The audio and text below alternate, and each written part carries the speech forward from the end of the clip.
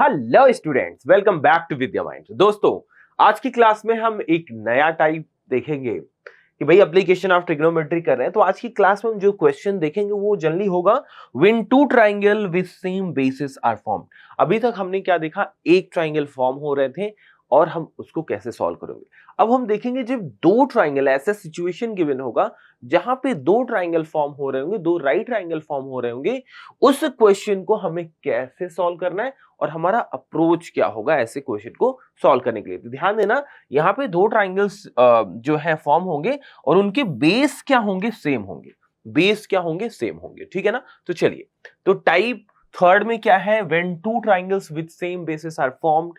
तो बेसिकली जो फिगर बनेगा, लार्जली कुछ ऐसा फिगर बनेगा, इनकी हाइट सेम भी हो सकती है, डिफरेंट भी हो सकती है, बट इनकी जो बेस है, ये जो बेस है वो क्या होगा, सेम होगा। ठीक है, हाइट छोटी और बड़ी हो सकती है, ठीक है ना। तो यहां पे हमें बेसिकली क्या है, in this type of questions given condition will form two triangle having a common base. दो ट्राइंगल फॉर्म होंगे जिनके बेस कॉमन होंगे, having two perpendicular side standing on each side of the base.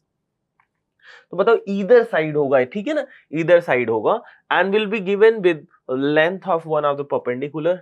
एक perpendicular, एक length given होगा, एक angle, या ऐसा इंफॉर्मेशन आपको गिवन होगा। हाउ टू सॉल्व, सॉल्व कैसे करना है, we need to find the length of the base using trigonometric ratios in the triangle for which we are given with the perpendicular. तो बेसिकली हमें base find करना होता है, ठीक है ना। जो भी इंफॉर्मेशन है हम उसी तरीके से यूज करेंगे जैसे अभी तक हम यूज कर रहे थे, ठीक है ना। Since the base is common in both the triangle, hence now we can use the base to get the required side of the other triangle, right? ये चीज हमें करना है। हम एक बार एक जो इंफॉर्मेशन दिया है, एक साइड ढूंढेंगे, उसी का यूज करके हम दूसरे ट्राइंगल में उसको अप्लाई करेंगे। We are given with CR is equal to H। यहाँ पे इस इंफॉर्मेशन देखो, H metre and the angle of elevation θ1 and θ2 यहाँ पे गिवन है। Use tan θ1 in the ARC to get the length of AC and hence we use the triangle APC to get the length of AP और PC। तो basically एक विद्या mind में approach बता दिया गया है कि जनरली आपको, लार्जली आपको कैसे अप्रोच करना है सॉल्व करने के लिए। बाकी हम क्वेश्चंस देखेंगे और अच्छे से आपको एक्सप्लेन किया जाएगा। तो क्वेश्चन नंबर 1 देखिए। क्वेश्चन नंबर 1 कह रहा है the angle of elevation of the top of a building from the foot of a tower is 30 degree. समझ में आ रहा है? यहां पे ध्यान से देखिए, the angle of elevation of the top of a building from the foot of the tower. अब देखो, tower generally bigger in length होगा, बिल्डिंग एक ये बना हुआ है, ठीक है ना। ये देखिए, और यहां पे ध्यान देना, जब भी ऐसी सिचुएशन होगी तो यहां पे ध्यान देना इनके बेसिस सेम होंगे, ठीक है ना। देख लेते हैं, and the angle of elevation of the top of tower from the foot of the building is 60 degree if the tower is 50 metre high. कह रहा है जो टावर है इसको मैं, अगर मैं लेट से AB है, इसको मैंने बोला क्या, 50 मीटर हाई। ये 50 मीटर हाई टावर है। Find the height of building, building की हाइट ढूंढनी है, यानी इसको मैं बोल सकता हूं H, और ये आपको ढूंढनी है। फिर से देखिए, एक एक चीज करके देखेंगे, क्योंकि आपको पता है इस क्वेश्चन में बेस सेम होने वाला है। तो सबसे पहले, यानी ये सेम प्लेन पे होंगे, एकदम से याद रखना, सेम प्लेन पे होंगे। तो टावर, ये बिल्डिंग, 50 मीटर की टावर है, ये बिल्डिंग है। क्वेश्चन में यहां से देखो, angle of elevation of top of building, ये बिल्डिंग का टॉप है, और ये from foot of the tower is, और ये टावर का फुट है। तो यहां से जो एंगल ऑफ एलिवेशन बन रहा है वो 30 डिग्री है। आपने ये 30 डिग्री लिख दिया, कोई दिक्कत तो नहीं है। नेक्स्ट बोला, and the angle of elevation of the top of tower, ये टावर का टॉप है, from the foot of building, ये बिल्डिंग का फुट है। यहां से जो एंगल ऑफ एलिवेशन बन रहा है वो ये वाला एंगल होगा, एंगल ऑफ एलिवेशन, ये 60 डिग्री बन रहा है। और आपसे क्या बोला है, आपसे बोला है कि टावर की जो, टावर की हाइट आपको दे रखी है, ये हाइट आपको गिवन है। अब आप बिल्डिंग की हाइट बता दीजिए। क्लियर है, समझ में आ गया। फिगर आपको मैंने बताया, फिगर बन गया तो क्वेश्चन आधा खत्म हो चुका है। अब आप ट्रिग्नोमेट्रिक रेशियोज का यूज करिए। तो साहब देखिए, इस वाले से इस ट्राइंगल में ध्यान से देखेंगे, ध्यान से देखिए अगर, तो आपको ये जरा इस ट्राइंगल को आप देखिए, इस ट्राइंगल में आपके पास एक एंगल पता है और एक लेंथ पता है। मैं ये वाला कॉमन जो साइड है उसको ढूंढूंगा। क्या ढूंढना है आपको? Common side. कॉमन साइड जैसे ही आप ढूंढेंगे आपको फिर उसको नेक्स्ट वाले ट्राइंगल में यूज करेंगे। कैसे करना है देखिए, तो मैंने लिखा यहाँ पे इन ट्राइंगल ए बी, यहाँ पे नेमिंग कर दूं, let's say A B C D, ऐसे कर दिया, ठीक है ना। इन ट्राइंगल एबीसी लिखा, इन ट्राइंगल एबीसी। देखो यार, अगर मेरे पास ये इस 60 के रिस्पेक्ट में परपेंडिकुलर है और ये बेस है, क्या है? बेस है। अगर आप चाहो तो इसे x बोल दो। क्या बोल दो भाई? x बोल दो, ठीक है ना। इस बेस को, बेस और परपेंडिकुलर के बीच का जो रिलेशन है वो कौन बताता है? tan। तो एंगल 60 है तो tan 60 लगाऊंगा, तो tan 60 ये तुम्हारा क्या होगा? AB, यहाँ पे लिख देता हूं एक बार, AB अपॉन BC कर दिया, ठीक है जी, समझ में आया। तो यहां पे tan 60 की वैल्यू होती है √3। AB आपको 50 गिवन है, BC की जगह x डाल दो आप, ठीक है ना। आप चाहो तो BC ही रख सकते हो, बट x मैंने लिख दिया तो x लिख दिया। तो यहाँ पे x की वैल्यू निकाल सकता हूं क्या? तो x की वैल्यू क्या होगी? x यहाँ पे आया, x is equal to 50 upon √3 आ गया। x की वैल्यू मैंने निकाल दिया, क्लियर है। अब मैंने x की वैल्यू जो निकाली है, अब मैं इसके हेल्प से h फाइंड करूंगा। कैसे? अब मैं लिखूंगा इन ट्राइंगल CDB, CDB। अब यार CDB में जरा देखिए, मैं अगेन यहां पे इस एंगल में देखो ये 30 है, तो ये परपेंडिकुलर और बेस का ही रिलेशन लगाना है। अब मैं यूज कर रहा हूं tan 30, tan 30 होगा h अपॉन एक्स। क्या होगा भाई? h अपॉन एक्स, ठीक है ना। tan 30 होता है 1 अपॉन √3, 1 अपॉन √3। ये h की जगह मैंने क्या रखा? h ही रखा, और ये x। सिंप्लीफाई करता हूं तो यहाँ पे x क्रॉस मल्टीप्लाई करो, x is equal to √3h, clear है। अब यार x की वैल्यू आप पहले से ढूंढ के रखे हो, इसको यहाँ पे सब्स्टिट्यूट करो, ठीक है ना। तो यहाँ पे मैंने x की जगह क्या लिखा? 50 upon √3 is equal to √3h। यहां से आपने बता दिया फ्रॉम 1, हमने क्या बताया? इक्वेशन 1 से हमने डाल दिया। इक्वेशन 1 में हमने x की वैल्यू ढूंढ के रखी थी, उस x की वैल्यू को मैं अभी यहाँ पे सब्स्टिट्यूट कर दिया, ठीक है ना। जरा देखिए, इसको सिंप्लीफाई करो, √3 को इधर मल्टीप्लाई करो तो क्या होगा? 50, ठीक है ना। या फिर यहाँ पे इस 3 को इधर ही लेके आ जाओ, तो यहाँ पे क्या हो जाएगा? √3 इंटू √3 ऐसे इज इक्वल टू 8। अब देखो 50 √3 मल्टीप्लाई होके 3 हो जाएंगे क्या? तो 50 upon 3 is equal to h, ठीक है ना। आप 50 अपॉन 3 छोड़ दो, आप चाहो तो इसी को क्या लिख सकते हो? h is equal to 16 2/3 metre. तो जो बिल्डिंग की हाइट आपसे पूछी थी वो क्या हो गई? 16 2/3 मीटर। समझ में आ रहा कि नहीं? बस यही चीज आपको करना था, आसानी से आपने सॉल्व कर लिया। विद्या माइंड ऐप में जाइए, वहां पे भी सॉल्व करके दिखाया गया। तो क्लियरली देखिए, ये टावर है, ये बिल्डिंग है, ये इनका कॉमन बेस है, इनके बीच में एंगल बना हुआ है, ठीक है ना। हमने दो ट्राइंगल बन गए, एक ये वाला ट्राइंगल कंसीडर करना है और एक दूसरा ये वाला ट्राइंगल, और यहाँ पे सॉल्व करके दिखा दिया गया। 50/3 या 16 2/3 मीटर बिल्डिंग की हाइट पता चल गई। ये हाइट कितनी आ गई भाई? 16 2/3, ठीक है ना। 16 2/3 मीटर, या इसे 50/3 भी कर सकते हैं। चलिए नेक्स्ट क्वेश्चन देखेंगे, क्वेश्चन नंबर 2। यार क्वेश्चन नंबर 2 है the angle of elevation of the top of a hill, angle of elevation of top of hill at the foot of tower, at the of a foot of tower is 60 degree. पहले आप एक बार question पढ़ लो पूरा। And the angle of depression from the top of the tower to the foot of the hill is 30 degree, is 30 degree. If the tower is 50 meter high, find the height of the hill. Find the height of hill. अब ध्यान से यहाँ पे एक एक चीज समझेंगे। दो चीज है, एक टावर है, एक हिल है, ठीक है ना। देखिए, अगर मैं ध्यान से देखूं, यार ये देखिए, ये आपने एक बनाया हिल, आपने एक बनाया यहाँ पे टावर। आपको पता ही है सेम प्लेन पे बनेंगे, इनके बेस जो है कॉमन ही रहेंगे, यस और नो, ठीक है ना। अब यहाँ पे आपको ध्यान से देखते रहना है, ध्यान से देखते रहना है क्या मैं कह रहा हूं। अब क्वेश्चन को फिर से आप रीड कर सकते हो और ये इंफॉर्मेशन को फिल कर। The angle of elevation of the top of a hill, ठीक है ना, angle of elevation top of hill at the foot of tower is 60 degree. समझ में आ रहा है कि नहीं? तो एंगल ऑफ एलिवेशन किसका भाई, एंगल ऑफ एलिवेशन कहां से, फुट ऑफ कहां से, foot of tower is 60 degree, ये 60 डिग्री हो गया। समझ में आ रहा, ये चीज आपको पूछा। अब आगे बोला and the angle of depression from the top of tower.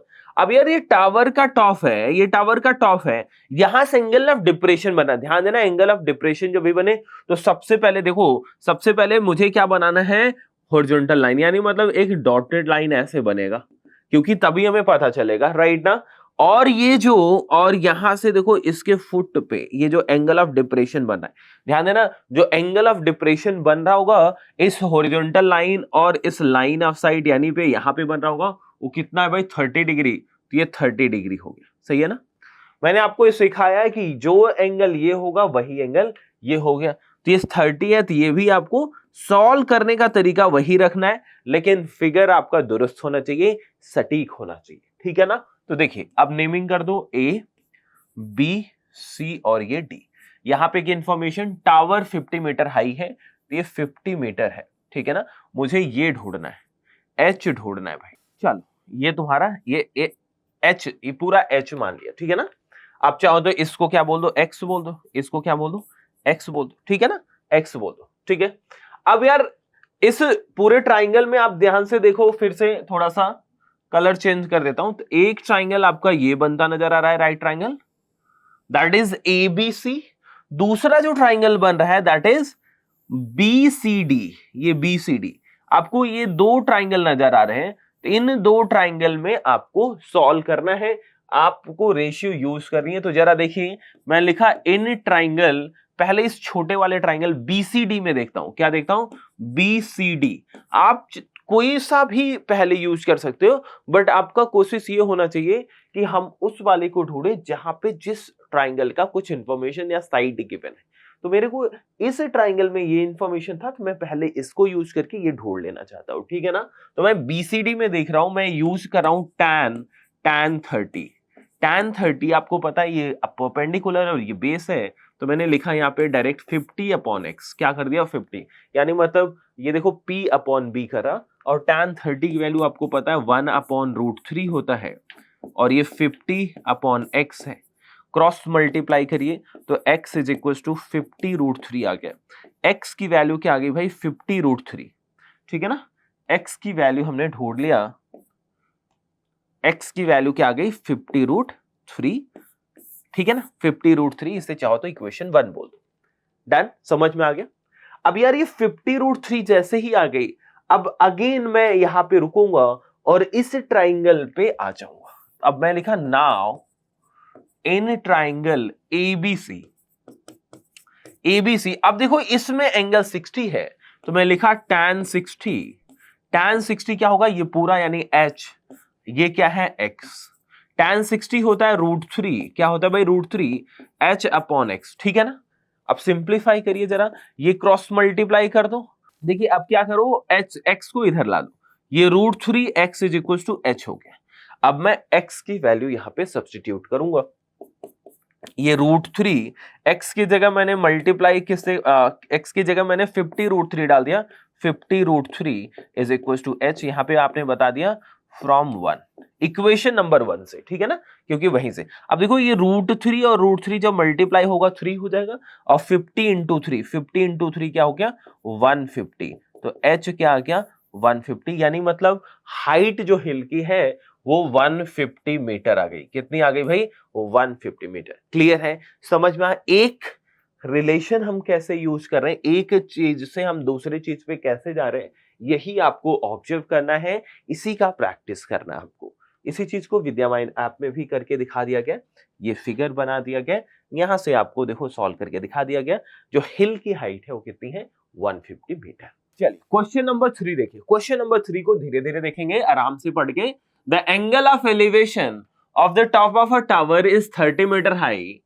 From the foot of another tower in the same plane is 60 degree. Same plane मतलब दो टावर हैं, एक टावर ये बनाया और एक टावर ये। तो हमने यहाँ पे बोला है एक टावर है 30 मीटर हाई, क्या भाई 30 मीटर हाई।